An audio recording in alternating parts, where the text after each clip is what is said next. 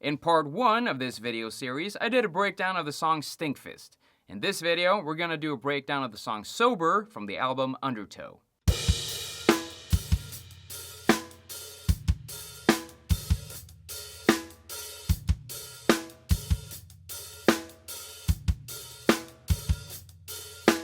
What's up everyone, CJ here, hope you're all doing well. Let's break it down. This groove is again fairly simple, but incredibly heavy. And if you're a beginner who loves Tool, this is a good groove to start with. Because honestly, it's just gonna get more difficult from here. Just like Stinkfist, this groove is in 4/4. The hi-hat plays a pattern of the first 3/16 notes of every beat.